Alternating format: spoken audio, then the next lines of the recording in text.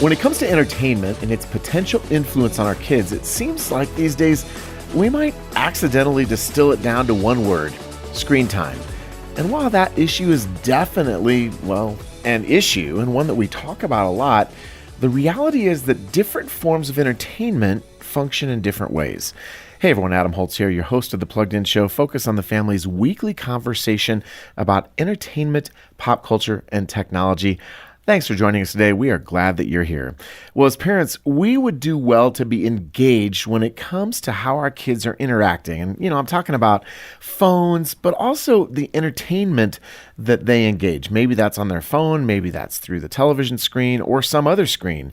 But the reality is that entertainment media comes in a lot of different varieties.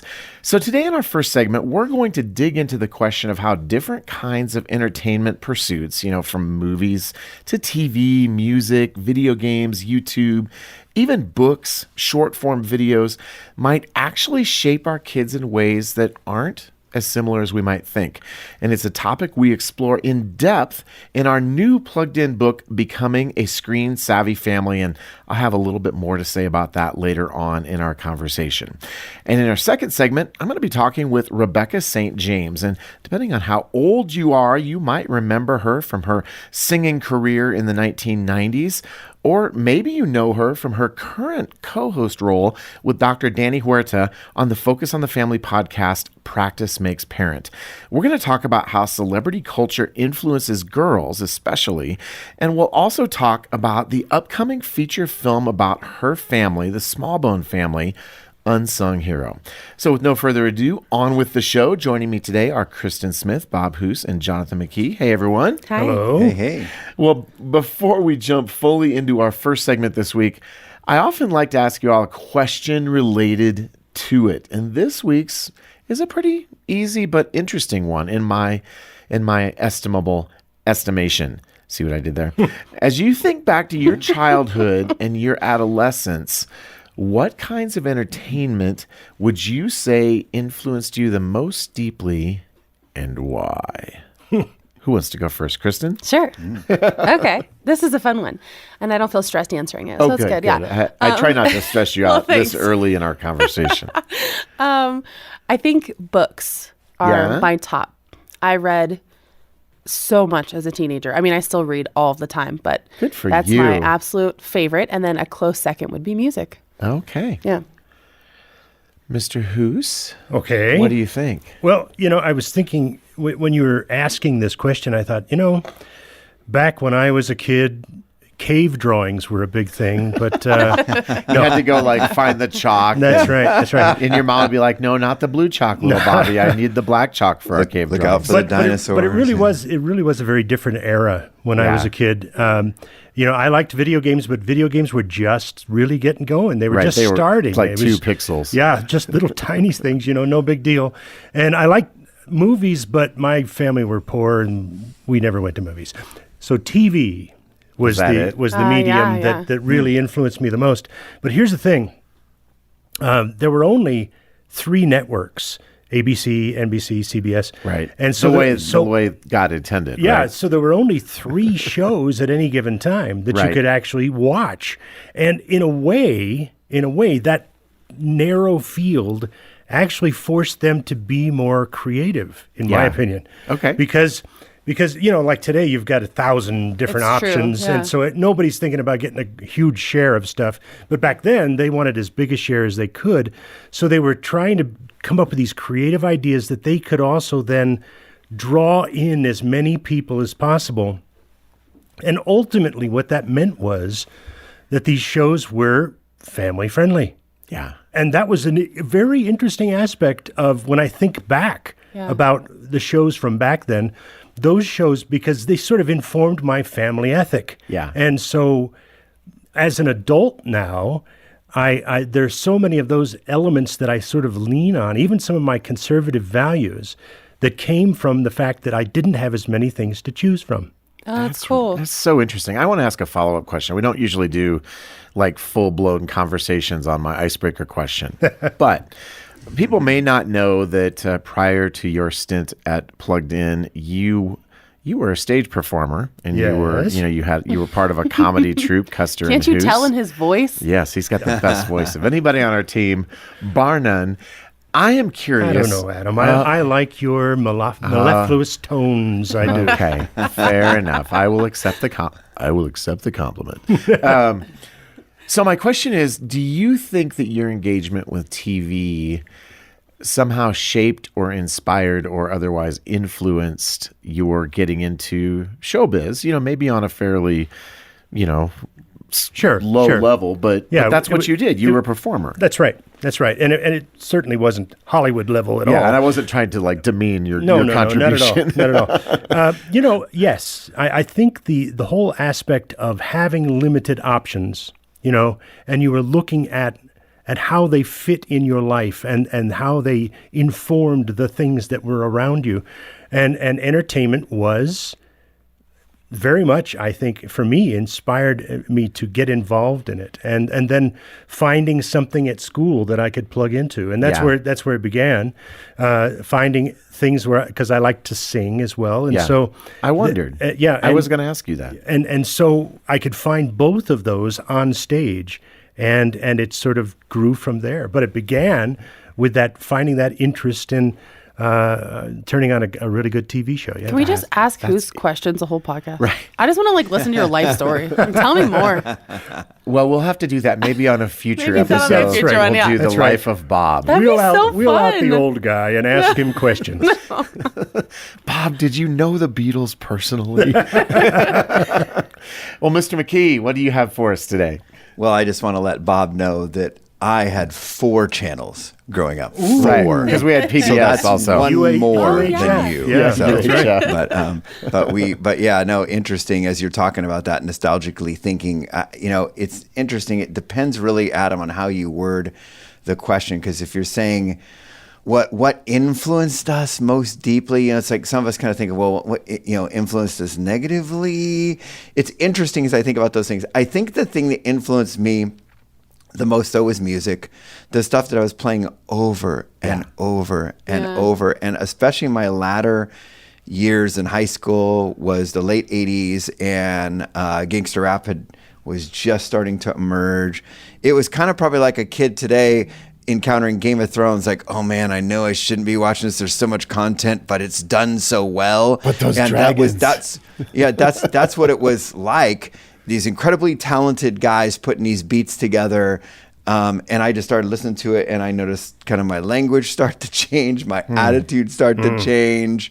So I'm going to have to say music for sure. Guys, this is so fun. I remember the first time. I'm done, Adam. I know you have to say, I want to hear yours. But right, because we haven't even really know started our main conversation yet. Although I think we have, actually. When I got an iPod, my first, I remember this thing was like my whole world. Yeah. And it was either that or the books that I got lost in, but just the accessibility to that much music was life-changing. Well, you will be amused to know that in 2005, right after we got married, we bought one of the first video iPods, and we bought the Apple speaker system that it sits in. Oh, yeah. And I forgot about that. We still use it to this day. If you came over to our house, you'd be like, that's kind of fun. oh, it's so cute. You're still using your iPod. So it was music for me as well. And I've talked about that a lot on the show over the years. But I mean, some of my very first memories are musical memories. My dad was a huge Beach Boys fan. He was a huge Neil Diamond fan.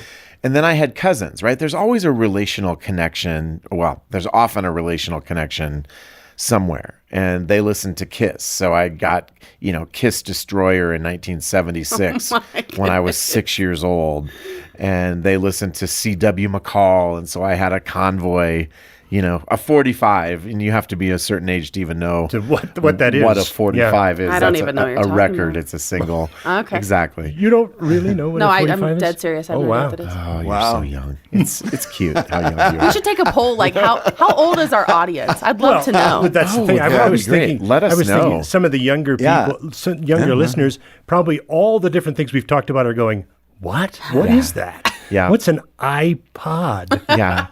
And briefly, I had just sort of dipped my toe in the water on albums, record 33s, LPs, 33 RPMs. That's why they're You called haven't heard of that either? 33s. Yeah. Do you know what an RPM Why is? can't you just say album? Like, I don't. Well, no one you knows what can. you're saying. Yeah, I mean, you can. I mean, it was when an album was actually when an they were album. vinyl, It meant you know? something. Vinyl. Yeah, I know yeah, that. there you go. Yeah. Vinyl, there you go. Okay.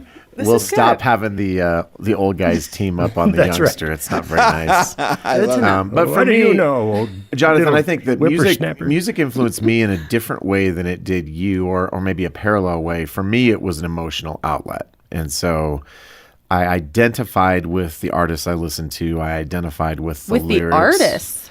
Well, yeah. I mean, I think music is a personal thing, and we'll talk about that more here in a fascinating. little bit. Well, see, that's a great question, too, to see if that is true today. Yeah. Because I think you're right. I think in earlier generations with music, you were much more closely tied to the musician themselves. Yeah. And we're going to circle back to that because I have a lot to say on that. But the interesting thing is, I got a guitar when I was 18, which was too late. I had already missed the years that I had to actually practice formative guitars.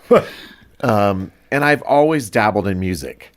And it really is dabbling. More gear than talent by a long stretch. But now my 17-year-old son, during COVID, he latched onto all of my gear, and he had time and he had years. And now he's an incredible musician and is probably going to pursue a career somewhere in the music industry, whether that's as a performer or on the technical side.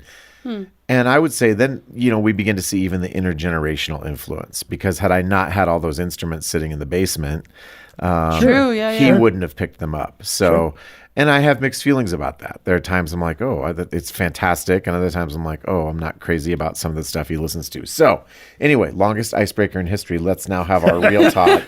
I love hearing your stories because I think that they really show the pervasiveness of entertainment. Right. And there are threads of how we were influenced, how we were drawn into it. So they're similar but different. And that's kind of the theme today, is how does entertainment shape us differently? How do different forms of entertainment shape us differently? So as parents and grandparents, I think we often start off our well-intentioned admonitions to our kids with some version of, when I was your age. I think that what we're trying to do when we say that, whether we realize it or not, is we're trying to establish credibility with them. We're trying to say, we actually have something to speak into your life. But the truth is, the age gap between the adults and adolescents is pretty big. And in some ways, I wonder if that gap is bigger today I think, than it's ever Yeah. been. What would you say is different for kids growing up today in terms of entertainment media? But what would you say remains similar to the experiences that we've shared? I think I just imagine myself back in high school, and I did not have a phone. I don't think I had a phone until I was like 17. I had to pay for it myself, and it was like a flip phone. So like internet access was not a thing, or I was paying for it, right? Because I used to get panicked when the internet would pop up. I'm like, I have to pay for that. Right. So anyway, I think the fact that you have, and this of course would be a phone thing, or maybe even kids that have laptops or wherever, but the immediate access to technology where you can see absolutely anything, hear absolutely anything. It's so widespread. Whereas before, I think in high school, if someone, and I think this is true now because this is like a TikTok thing, like if you hear something on TikTok and there's a trend, people are following it, that's probably a similarity. It kind of is widespread.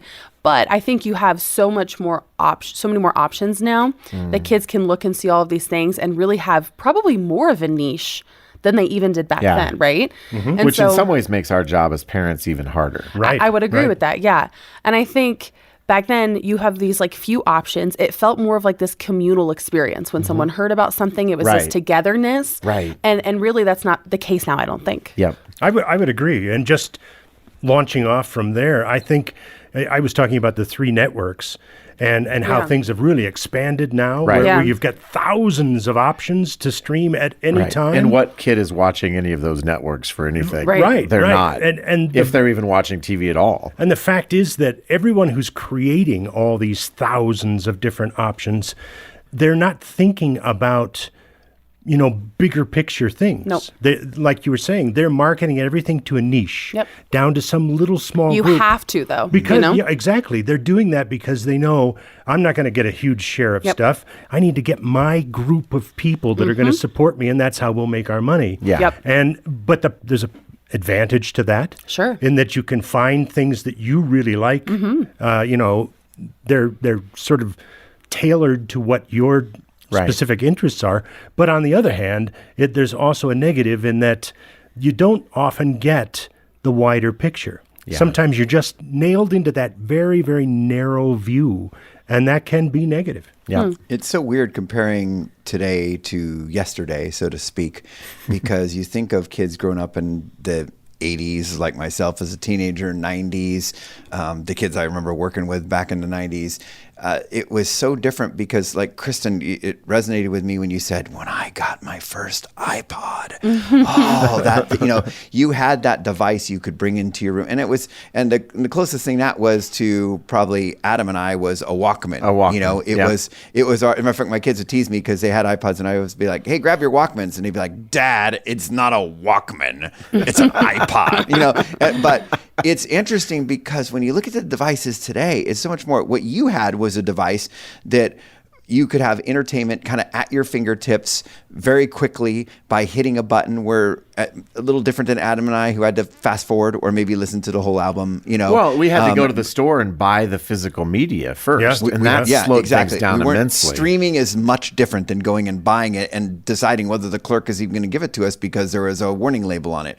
Where, so that changed. But the other thing that just changed is, the device today is not just a entertainment hub, it's a social media hub. Yeah. And it'd be so interesting going in the 80s and trying to explain that. You'd be kind of like, okay, that feeling when you walk into school and you're trying to wear the right clothes and you're looking around and people are looking at you and or that feeling when you're browsing through, that magazine, looking at the newest fashion and you're like, what is Tom Cruise wearing? Or what is, what is Rob Lowe wearing? Whoever was popular at the time as a young lad, and as you're sitting there doing that, now, that was a magazine, that was in person. And then communication with friends was, I know Adam probably has memories of this, in your house, on a landline with the little spiral cord stretched across the house, and then your mom as far from my up, parents as I could get. Exactly, and then your mom picking up the line, and you're like, "Mom, I'm on the phone." Well, Mom, get off the phone. I need to use it. I can hear you breathing.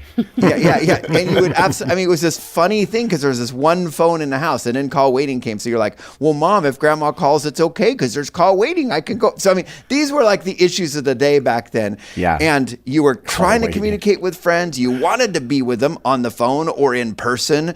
And when you did, you were definitely trying to measure up. But that's just like nothing compared to today, the access that kids have 24/7, and especially when you got 8 out of 10, kids bringing their devices into their bedroom at night. They're facing these pressures all night long, where at least Adam and I were able to kind of escape those pressures when we came home. Many of us were able to go to a safe place. Yeah, I just put Def Leppard on and rewound it over and over and over until the lyrics were gone. And by the way, we might want to mention, just as a side note, warning labels on music were a good thing. Yeah, that's right. Yeah, they actually kind of told us stuff. But you're right. The playing the Def Leppard, that was kind of the influence back then, because your influence with friends was who you physically drove over, you rode your little bike or drove over their house and hung out with, where now we literally have these voices Stranger Things to you every day.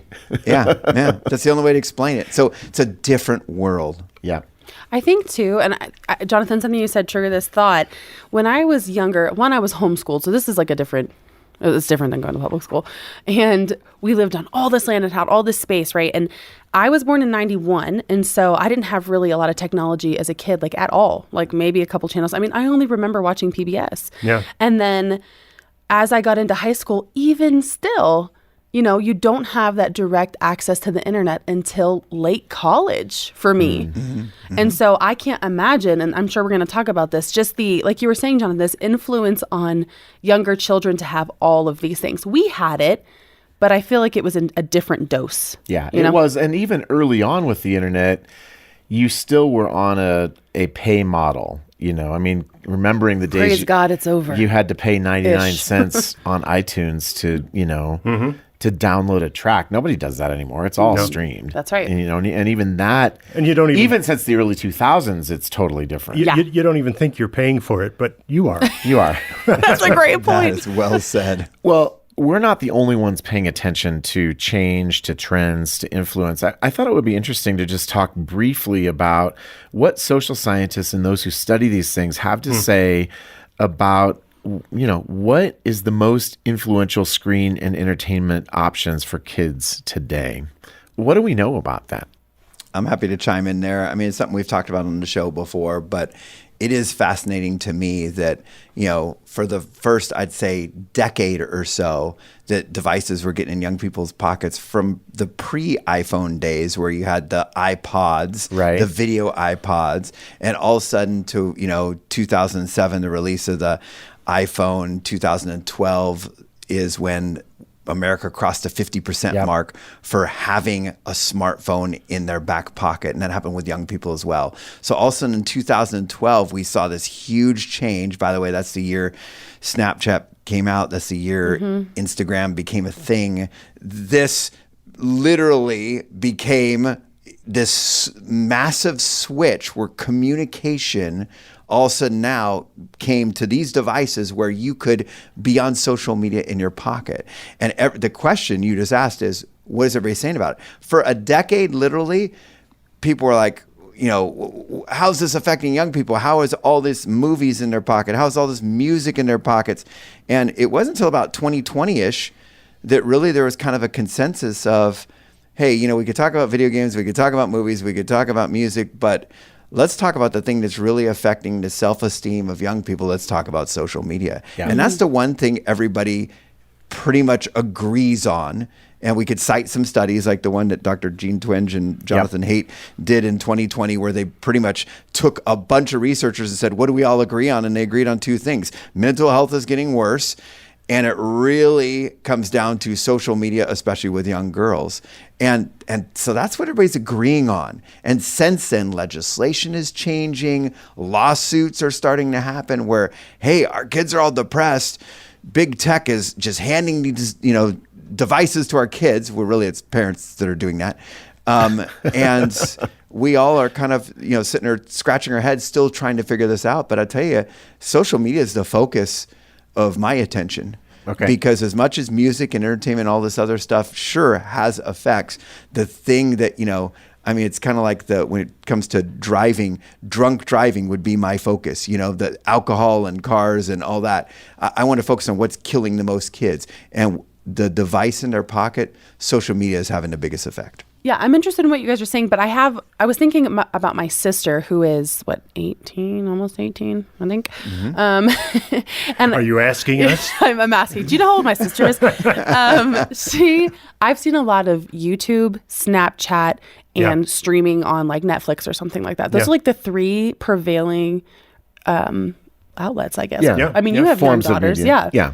So what do you think? Well, and see, that is a very interesting point. I mean, both you and Jonathan, focusing in on social media, I think we used to think of social media as the main way that people communicated. Right. That this was the new world where we all communicate online. Right. But the fact is, I think that's really shifting. I agree. And I think the studies tend to show that. I mean, we were talking at one point about the Common Sense Media census. The census, which is 2021, I believe. They do it every 2 or 3 years. And one of the numbers that really stood out to me on that census was when it was talking about online videos. And because the largest increase between 2019 and 2021 were how many videos that kids were watching online. Yeah. And it was like, from 61% up to 77%. It was a huge leap. And I think that's where social media is going. Yeah. We need to, understand that social media isn't Facebook anymore. Facebook is dead, pretty much. Right. I mean, everybody's leaving Facebook. Certainly for younger people. Except for the older crew are still on Facebook. But the younger people, like you were saying, are all going to those quick little videos. It's sort of their entertainment choice. Where these little short bits where you don't have to concentrate much, you don't have to actually think, you just absorb these little fast little videos, and what it's created is short attention spans and things of that nature. Yeah, I think that's exactly right. Kristen? Well, the short attention span thing, honestly, I think affects me too, because I would be interested to see how long movies last in this next generation. I really mean that, because it's a dedication for some reason. And I think Paul has mentioned this before in getting into the characters and diving into them. There's a different commitment with a show and a movie. Yep. And when I watch a show, I can stream that for like 3 movies long. Yeah. And it doesn't faze me. But to sit down and watch a movie, it's almost like painful. I'm like, ugh. And there's something about, I mean, even being in a collective room where people are like scrolling on their phones while this thing is on, even with TV. Yep. Because Interesting. To Hoose's point, this isn't just like, oh, I'm going to get on here and message my friend. This is like, this is my whole world of entertainment, and all the options are here. Well, and even... I even think about commercials, which is a little bit of a sideways turn here. The other night I was watching and a Honda commercial came on. Sorry, we're not endorsing Honda, but that's what it was. And I just started counting the cuts during the commercial. And I almost could not count fast enough. Yeah, and in rapid a fire. 30-second commercial, I got to north of 100. And it didn't used to be that way. And so not only are we dealing with short form video, we're dealing with these rapid cuts. Jonathan? Well, and the other thing, we're talking about short attention spans, but the other thing that social media in our pockets is affecting is the rise of the influencer. Right. Because as we're seeing so many young people, looking at these TikTok videos, looking at YouTube, looking at these shorts, many young people are going, I want to do that. Yep. And it's nothing new, because Kristen, Bob, and Adam and I could talk about how in the 80s, how we all wanted to be, rock stars, and our sisters wanted to be Madonna, and, Still do. and whatever, and because that was those were the influencers of the day. Well, now the influencers of the day is somebody who's making funny TikTok videos. So it's very natural for us to understand why some studies have showed 7 or 8 out of 10 young people want to be an influencer in some way, because forget being a nurse, forget being an electrician. I want to just make funny videos all day. That would be hilarious. So we're seeing that as well as a byproduct of watching all these short little videos. That's why I think we have to be super diligent as parents, because it's something that you said in the 80s, 90s, early 2000s. Blah, blah, before. blah. No. I mean, sorry. Ancient days. Back then, as I was growing up, if somebody was influencing me, oftentimes it was more collective. People knew about who was influencing. Right. Because it's such a wide market, the influencers are very niche, which means that you can have this influencer doing something very specific in their very own way. And that's not always positive. Right. And oftentimes it's not positive. And I think the other thing that is happening with short form video, with, TikTok, Snapchat, Instagram, YouTube, Facebook, and they all have short form video options. And functionally, maybe the functions are a little bit different. They're all the same. They do exactly the same thing. It's blurring the lines between social media, where it came from, which is I'm going to share my life and information. Right. But now everybody's making videos. They're wanting to tell stories. And so I think in a very real way, it's kind of turned an entire generation into storytellers and story consumers, but on this micro level. And they're very different groups. And so, I watch...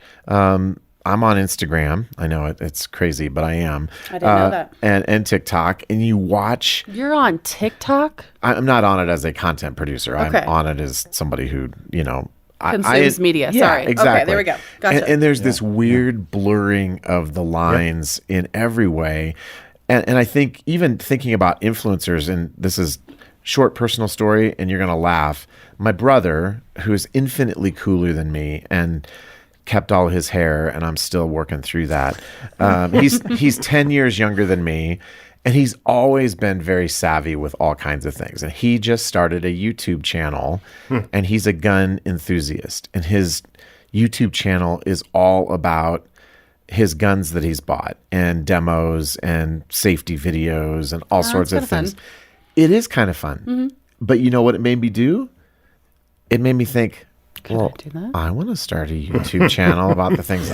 So that's how influence works, right? Even for those of us who haven't been kids for a minute, we can still be sort of swept into this notion of it would be kind of cool to be internet famous. Until you start doing it and then realize, it's a lot of I've work. got to keep doing this. Right, It's a forever. lot of pressure. Okay, so we have talked a lot about some of the specific ways that social media influences us, and I think especially with short form video, one of the influences is just obliterating our attention span and turning us into dopamine slaves, right? Yeah, right. You never watch one Instagram or No, TikTok no. video. Never. It is that constant scroll and those little dopamine hits. Right. And the cats with the captions Yep. talking to each other. And it's remarkable how you know what I'm talking about. They're just you really get on- weird niches, but go ahead. They're very strange, right?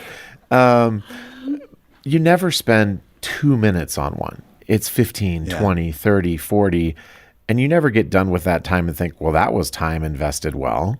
It's totally cotton candy. Oh, I don't know. Sometimes I think it's totally worth it, but go And ahead. sometimes we just need to laugh. Anyway, I want to move on and just talk fairly briefly, because we've already had a fairly extensive conversation about some of the ways that the other forms of entertainment that we've mentioned influence us in specific ways. Bob, talk to us about, as our video game guy, and Jonathan, I know you're very knowledgeable too, how do video games influence kids and players in a very specific way, perhaps differently than other media? Well, and I think video games are very different. They're definitely different from the social media things that we were talking about. And they're also very different from TV and movies. For sure. Yeah. I mean, when you think about it, when you, like in the course of a year, you'll watch maybe 100 movies, you'll watch thousands of TV shows. And and what they do is they, bit by bit, it's like a frog in the pot, where you slowly turn up the heat. They bit by bit can shift your point of view. Yeah. If you consume enough of it. Yep. Video games are different because video games don't naturally slowly shift things. Video games just sort of immerse you. They pull you in. They're designed with these little reward systems to keep pulling you in. And so you stay there for 10, 20 hours. You just don't leave. You're immersed in this world. And so that can influence your viewpoint just because you're there for all that time. But here's the thing. Here's the big difference, in my opinion.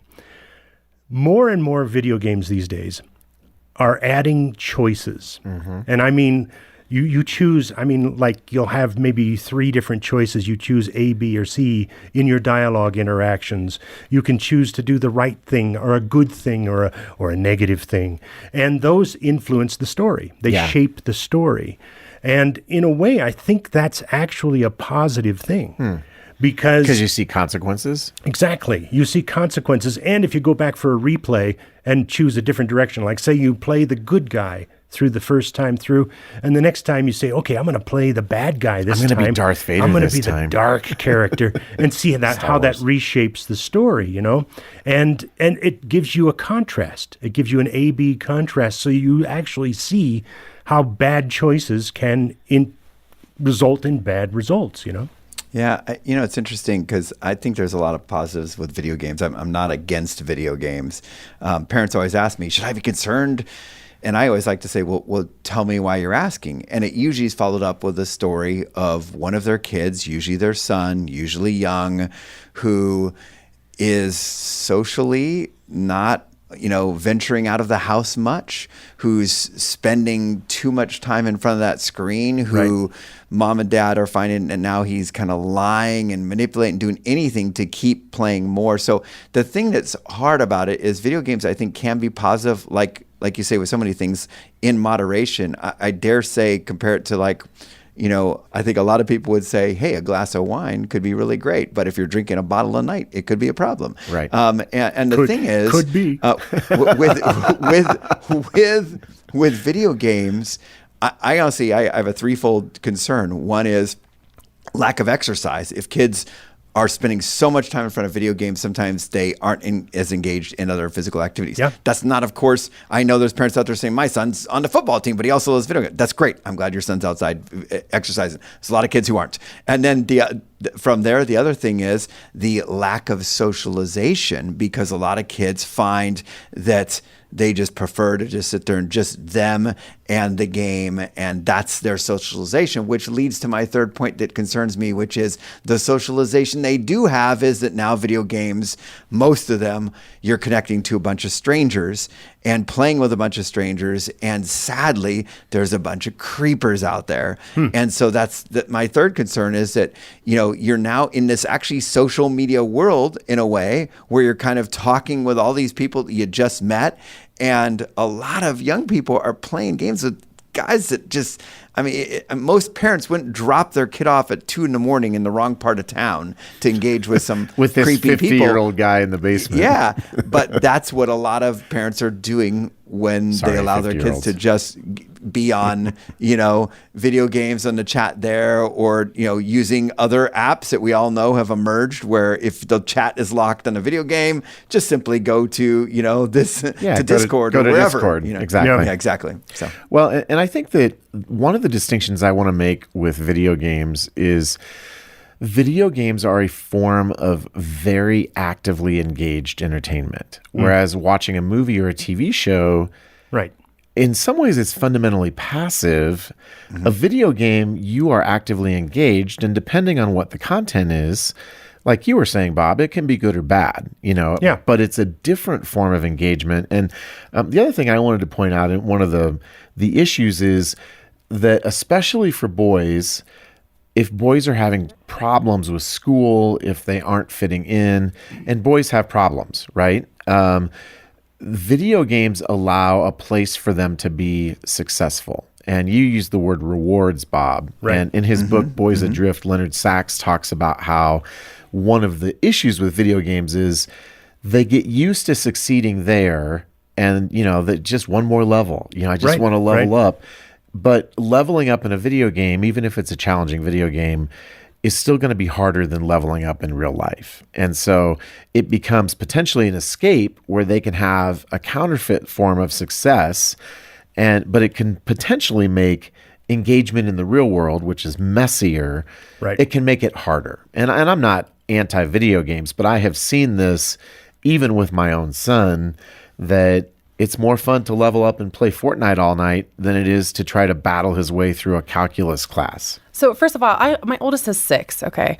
And I don't have a lot of life experience when it comes to my kids and video games. But my husband doesn't really play them that often either. And so our rule right now is we don't do it during the week. During the weekend, he can have an hour. That's our cutoff.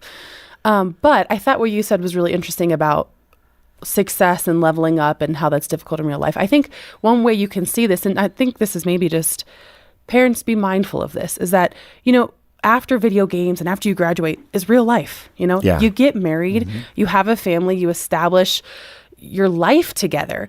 And if real life gets dull or boring, and it often can, or difficult or frustrating, and you want that escape, and I'm not saying that women aren't guilty of this, but you often see wives complaining, like, my husband is on the game for hours and hours and hours. Right. And if the analog is out there, perhaps it's, and I'm stereotyping, it might be romance novels or Hallmark movies. 100%. Right? Whatever that escape is, us learning to be very present in real world. And when you have all of these alternatives, it makes it less desirable, because we don't know how to function. There are people that really don't know how to function in the thick of this. Exactly. And that's why in all of this, you have to think about moderation, and you have to think about pacing yourself, and have to think about being cognitively aware of everything that's going on that you're involved in. Because for every positive, we can come up with a negative. And every negative, we can come up with a positive. Sure. The whole thing about being sucked into this world of positive rewards, it's also rewarding because you're solving problems. Sure. It really teaches you how to solve problems, but you can't go to any extremes. Yeah. You got to balance out your time. Well, we touched on music a little bit in our icebreaker question, and I think I want to just circle back and say, I think the unique way that music influences is that there's that sense of personal identification. And then, if music is your jam, you're listening to some of those songs thousands and thousands and thousands of times. Whereas, I often say, I got to get Star Wars in here. Maybe I've seen Star Wars 300 times in my life. I don't know. Maybe it's more, maybe it's a lot, right? But that's nothing in comparison to the number of times I rewound my cassette tape and listened to Living on a Prayer in 1986 and pretty much every year since then, right? I mean, it's just, so the influence there is personal, and it's that repeated exposure to whatever the ideas are. And I think that functions differently. That can program you subconsciously. Yeah. Well, and you identify with whatever those messages are. Right. And I've mentioned it before, but I think of Whitesnake's song, Here I Go Again on My Own, going down the only road I've ever known. Like a drifter, I was born to walk alone. When I was 17, that reinforced the idea that I was alone, that I was a loner. And I found myself drawn to those sorts of messages. And rock and roll, whatever else it may be, has often been a soundtrack of alienation. And some kids really identify with that. I want to move on and I want to lump TV and movies in together because we've already had a fairly long conversation. But how do those things influence us and influence kids? Well, in like I said earlier, in a way, they're their own boiling pot that slowly influence you in a certain direction. And let's face it, most of these things are coming out of Hollywood, and Hollywood tends to have fairly liberal morals. Yeah. And so in a sense, I think a lot of the new, especially new TV shows and movies lean toward a more liberal moral viewpoint. And as you watch it over and over and over, you were talking about music, hearing something over and over and over, even the language that's in your ear and then your own personal language changes. It's the same thing when you're watching these shows, and they have a specific kind of moral code that is pushing you in that direction. And the more you're sitting in it, the more you're viewing it, the more you start identifying with it, and it can change you in negative ways, in my opinion. Yeah, I think that's exactly right. I think it's about being normalized. Like you get to see something on screen that is now normalized. And to your point, we have a lot of like LGBTQ themes, right, that are being normalized even in kids programming at TVY, which you need to watch out for now. But even, and I'll talk about the positive too in a second, but even with adult content, like a lot of stuff is TVMA right now. And so it's like you're paying to stream porn, really. I mean, that's kind of where this stuff is extremely intense. It's not just like softcore or like a romantic novel anymore. Like it's extremely intense. Like a show like Euphoria, for example. Euphoria, Game of Thrones, Bridgerton. Yeah. I mean, this stuff is like, it's intense. And in the same way, to your point, Hoos, it's what you're deciding to put on repeat, because there's a ton of positive too. A ton of things that have moral messages that you could choose. And it's really what you want to normalize in your home. Okay.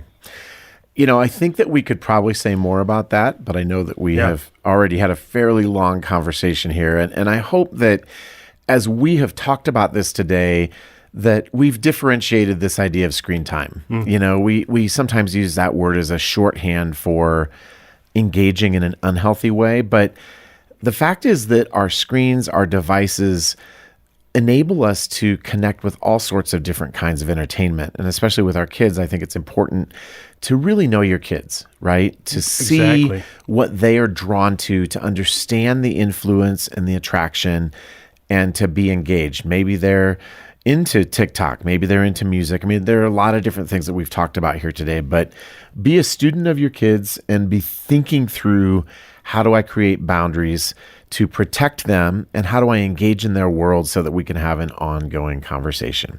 All right. Thanks, guys. Yeah. You bet. Well, today we have the privilege of talking with Rebecca St. James. I'm excited to talk to you today. Thank you. Thanks I'm so much thrilled. for coming on the Plugged In show. My pleasure. We have a lot of ground that we could potentially cover, right? There's a lot to say. Some of you listening today are of a certain tender age that you will remember when Rebecca really exploded onto the scene in 1994. And I remember when you came around because I have a brother and sister who are 9 and 10 years younger than me. And they were probably bigger fans than I was, but I think I had your first couple albums as well. And, since then, you have enjoyed a remarkable music career, and that's broadened into, I don't know, you're sort of a Renaissance woman, right? Thank you. You've done acting, you've done writing, you've got podcasts now, you're married, you have kids, and you're talking about parenting. And in fact, you're the co-host with Dr. Danny Huerta on a Focus podcast, Practice Makes Parent. And of course, I mean, I have annoying younger siblings, and you do too, right? I mean, you've got several of those, and Joel and Luke Smallbone, people may be familiar with For King and Country, Yeah. even if they're less familiar with your career. So that's the biographical setup. You did really good. Is That there was very anything concise. Well anything done. I've missed that No, people I think need to you're know good. about? You hit the high notes. All right. Yeah. Well, I thought a great place to start our conversation today, especially since we're talking about you and your family, is a new movie that's coming out that's going to tell your story. It's called Unsung Hero, and it lands in theaters April 26th. So Right. what's the story with Unsung Hero, Rebecca? Well, it is a story that I've told since I was 16, really, and started full-time in music. But my family and I moved to the U.S. in 91 when I was 14 because of my dad's job. And then about 2 months after we moved, he lost that job. And so we were left really on the other side of the world with just no income. 6 kids in the family at that point, my mom pregnant with my sister. Wow. And we lived by faith really for like at least 2 years and just saw God do miracles. We'd pray for a car, we'd pray for food, money to survive. We had no furniture in our house. We were sleeping on the floor. And there's a scene in the movie where you see my mom wrapping sheets around clothes, winter clothes, because that was our mattress at that point. Wow. And she called Where them were you living adventure at that beds. We were living in Nashville, Okay. in Brentwood, just outside Nashville. So it's kind of a remarkable story about marriage, like my parents' marriage. My mom is the unsung hero, and family, about prayer, about faith, and through it also what God was doing in kind of my ministry and kind of leading me into music. The last scene of the movie is me at a festival performing. So there's a lot there, and the response has just been really, really sweet to see. Powerful response. Okay. Well, and whose idea was it to say, hey, this is an incredible story. We love our story, but maybe others will be blessed by our story too. How has the movie actually sort of come to be? Yeah, I mean, a ton of people have said over the years that you guys should write a book, do a movie. I mean, there's a lot here. But my mom wrote a book a couple years ago called Behind the Lights, and I think that was a step towards the movie. And then my brothers, Joel and Luke, had really sensed that there was a movie with our story as well and felt the timing was right. So they went to Kingdom Pictures, who did Jesus Revolution and I Can Only Imagine. Yeah, who the also, Irwin brothers. Yeah. Who also have a partnership with Lionsgate, who's putting out the film. So the timing was right, and just God put the team together. But we're really excited to see what he does with it, because it is a story that I think can encourage families, marriages, individuals in a time of discouragement, in those areas. Yeah. Yeah. So I have to ask, I've never asked anybody this before. Oh, wow. Fresh question. What is it like to have somebody play your life on screen? Is it cool? Is it super weird? It's wild. I would love to hear about that experience. I mean, it really is. It was a profound thing. And I realized that very few people on the planet ever get to have that experience of seeing someone play yourself. Thankfully, I had my brother directing. Joel was starring as my dad and then also directs. My husband, Cubby, also helped direct. Like, he was involved as a producer as well, very hands-on. So I had kind of people speaking into every aspect of the film that knew me very well. But I remember the final scene of the movie is this festival, Creation Festival in the 90s. And it's me kind of like doing a show and in front of this bigger crowd. And so I was on one side of the stage in real life watching my younger self, my 16-year-old. Seriously, and she looks so much like me. Like, she even holds her mouth in the same way I do. I mean, it's wild. So she's over there on the other side of the stage with my mom. They're filming this moment, this kind of sacred moment where I tell my mom, like, you're my hero. It's like, I want to be like you. And so it's this kind of sacred moment. I'm crying because I'm like watching this thing play out, and I'm remembering all these times where I prayed with my mom before I would go out on stage because I felt so inadequate being so young and doing all that I was doing. And so praying with her before going out was like such a comfort to me. My mom is standing behind me in real life, and I turned to her with tears in my eyes and just say, "Is she crying too?" I think she was a little teary as well, but I just say, "Mom, this happened. Like, how wild is this? This happened so many, countless amount of times that we were living this out, and how wild is this?" So it's a beautiful experience. It was really powerful for me. So if somebody is not necessarily familiar with your family story, and obviously between you and your brothers, there are multiple entry points for fans who probably have some awareness, but what do you hope people take away from the movie? And you touched on it a little bit, but I'd love to hear more about that. Yeah, it hit me that the word encourage holds the word courage in it just recently. And I feel like in my ministry, I feel like I'm called to encourage people in faith, to encourage people in the areas of family, which is why I'm doing this podcast with Focus on the Family. But I feel like the film achieves that as well. People are very moved by these themes of parent-child relationship. You know, the dynamic between my dad and I is very prominent. This dynamic of spouses going through hard times together and clinging to God and each other, struggling through crisis. There's major crisis that our family, I mean, we were living in poverty in essence for, a while, but just seeing God show up for us. And so I hope people walk away with the courage to stand firm, and I'm getting goosebumps as I talk about it, to stand firm in faith, to stand firm in marriage if you're married, and to stand firm in commitment to family. At the end of the film, a Mother Teresa quote comes up that says, "If you want to change the world, go home and love your family." And I just think that that's a huge takeaway because it is honoring to God. When we love our families well, when we're inspired by the Holy Spirit to love well within our families, we do change the world. I love that. And I think, we live in a world with so many competing narratives and competing stories. And frankly, without being cynical, but being realistic, a lot of lies. Yeah, and so I hope as your story and your family's story comes out that people do find those connecting points, and find that encouragement, because we're so hungry for stories that are based on truth. 100%. So we need them. We need them. So I want to pivot just a little bit into sort of a bigger conversation about entertainment and celebrity culture and our kids growing up in it today. Yes. I think that you have a remarkable perspective because you lived through something like that. And the interesting thing is, back in the day, meaning before the internet, if you wanted to be famous, like if you had the itch to be an actor or a singer, well, there were three places you go. You go to New York, you go to Los Angeles, you go to Nashville, right? You had to go, and then, the old pay your dues and that whole thing. Yeah.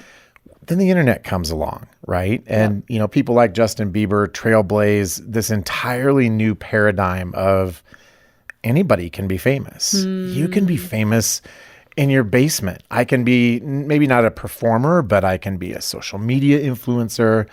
And so now when we pull kids, what do you want to be when you grow up? We hear that, right? I want to be internet famous. I want to be a social media person. And so I'm really interested with that in mind. I'm interested in hearing your thoughts on guiding and directing teens and tweens who have fallen in love with or become infatuated with the idea of pursuing online fame, especially given where you've come from. What would you say to them? I would say, just in my experience, it's not as glamorous as it looks, for one. And it's a minefield, really. You've got to be really careful how you navigate it, because I think it's easy to lose your own soul in all of that.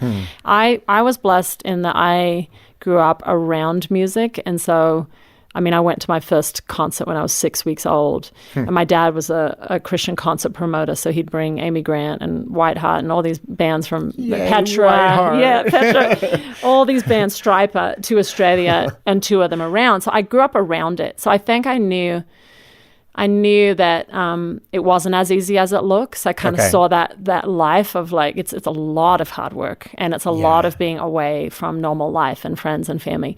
So when I went into it, I think I went in a little bit with my eyes open. But then when you live it out, there is a loneliness and a cost and a toll of kind of being in the spotlight a lot that I experienced. I also saw my husband being in a very popular pop band, Foster the People. He's one of the founding members of that band. He's the bass player? That's right. So I toured the world with him when we were first married.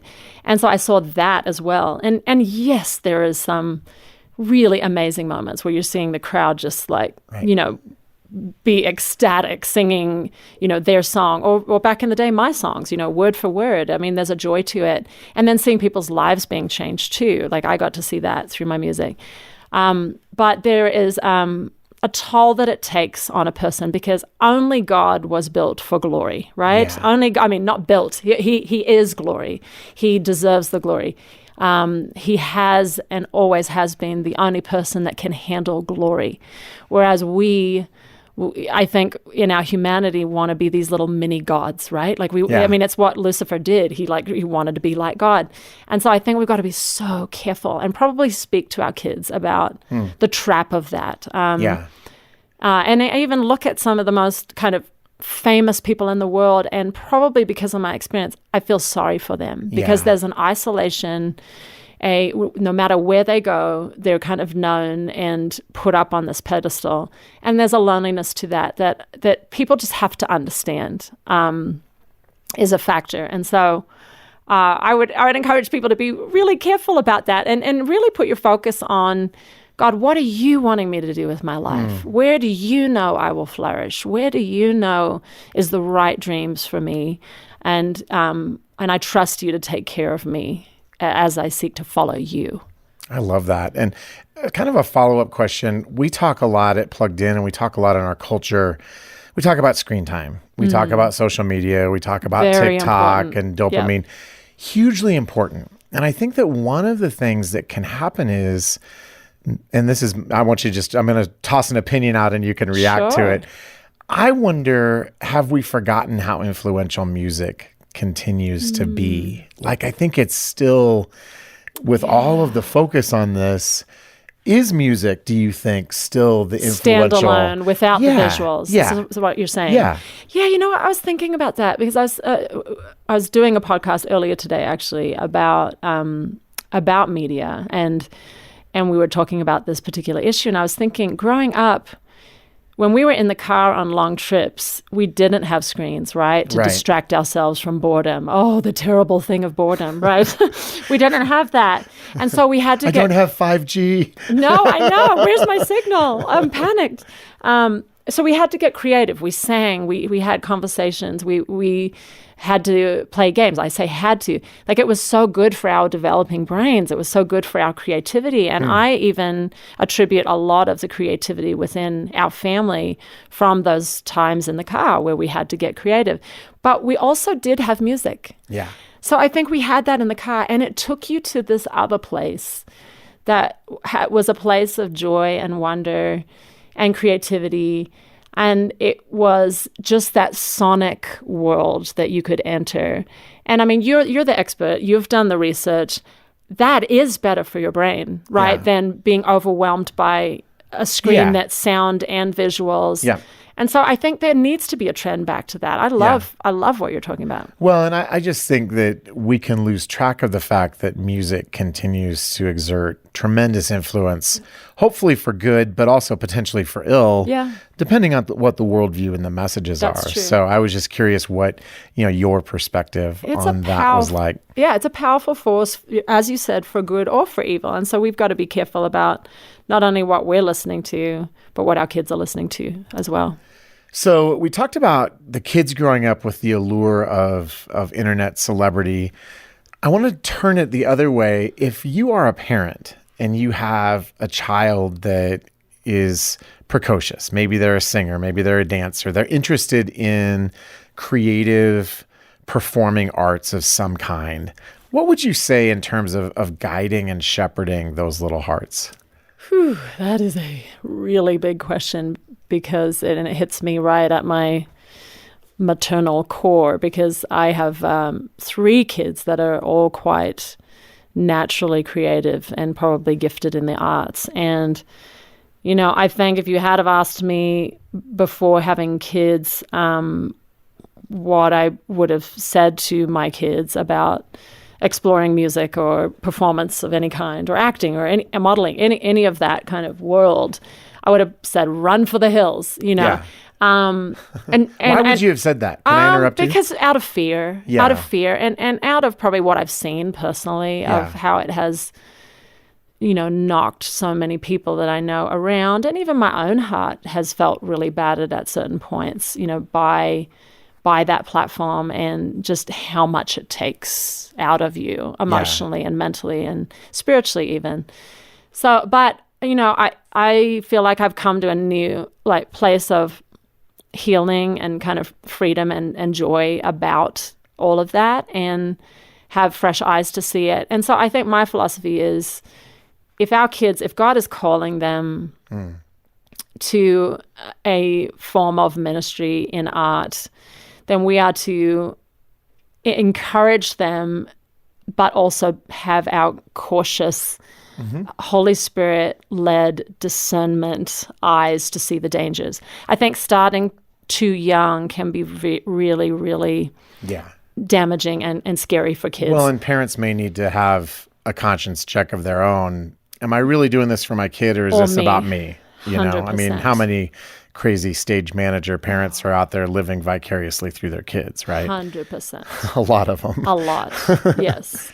So I think a lot of wisdom is needed, and just having that verse in mind, guard your heart, for out of it flow the wellsprings of life. Like, we've got to guard our children's hearts. And so I think in the arts and any kind of it can become very much about like power and money and fame and appearance and all these outer things that are just a trap. Like, they're a trap for any of us, but then they can especially be a trap for people in the arts. So I would just say, prayerfully go about it with wisdom, and we'll be in that with you, probably with our own kids. I love that. Well, as we wrap up today, anything else you'd like to say to our plugged in audience just on these broad topics that we've been touching on today? I would just encourage people listening just to hope in Jesus. I know it sounds so simple, but we live in a very jaded, discouraged, hurting world. And if there's anything that I know, you know, now having lived decades of life and lived a great adventure with Jesus, I really have. I've lived highs and lows. There's been some, challenging times in my life, miscarriages and job disappointments from my husband, and, hurt that I've walked through in my life, even with, music and all of that. But I know that Jesus and living for him is the hope, and his way, the great adventure that you can go on with Jesus is the best way. So I just encourage people to have that childlike trust that God has a beautiful and redemptive story for you, and just look to him at every turn, and watch for him to show up redemptively in your life, because I've seen him do it in mine. Rebecca, that is a beautiful place to stick the landing today. I thank you for that word of encouragement, and thanks for spending some time talking to the Plugged In Show today. My pleasure. It's been a joy. Thank you. Thank you. Well, this week we have the ever talented Bob Hoos with us. And Bob, you are going to introduce us to a new segment that we will do from time to time. And Bob, what are we calling it? I thought it would be a fun little idea to do a plugged-in dad joke. Okay. Now, I know you're wondering what, but the idea is that we come to the table with a dad joke that relates to the things that we do in Plugged In. Okay. Movies, TV, music. It's kind of fun. I'll give you an example. Okay. Here we go. This is the dad joke now. Here it is. Scientists have discovered that when you sing to a cow, it produces more milk. They call it a case of in one ear and out the other. Boom, boom. I feel like Adam's really going to use these. I feel like what we need Well- is we really do need to add a like a drum. Boom, boom. Yeah, I honestly feel like that was both the beginning and the end of the segment forever because that joke is so amazing. It was an utter disaster. It was utterly amazing. There you go. And we can come up with things like that. It'll be fun. And I was thinking people at home could then take them to the dinner table and say, Yes. I've got a joke. We should ask them for their dad jokes. I We love could read it. them. Exactly. They So- can mail them Absolutely. in. That is our plugged in dad joke for the week. And if you have plugged in dad jokes, send them our way. Send them that's to right. team@thepluggedinshow.com, or you can find us on Facebook and Instagram. And of course, that's true of everything that we have talked about today. We covered a lot of ground related to our new book, Becoming a Screen Savvy Family, talking about how different forms of entertainment influence us differently. And actually, we unpacked a lot of those ideas in one of the chapters of our book. And if you would like to find more of that kind of content, today, for a gift of any amount, we would love to send you your very own copy of Becoming a Screen Savvy Family. And you'll find information on how to do that in the episode notes for this week's show. And, and if you just have other thoughts related to our conversation today, or maybe my conversation with Rebecca St. James, we would love to hear from you. So again, shoot us an email at team@thepluggedinshow.com, or you can go to our webpage and you'll see a little black ribbon and you can leave us a voicemail, and we would love to include your voice message to us, perhaps in a future episode of the show. Well, thanks again for spending some time with us this week at The Plugged In Show. We know you have lots of ways that you can spend your time. In fact, I think we talked about all of them today, right? We have lots of options, and we want to help you and your family navigate this crazy world of entertainment, pop culture, and technology. That's why we get together every week, and we look forward to getting together with you again next week on another episode of The Plugged In Show. Have you felt it? The calling? The whisper from God that you are meant to help children in out-of-home care? This might be fostering or adopting a child, kinship care, or as a valuable family ally.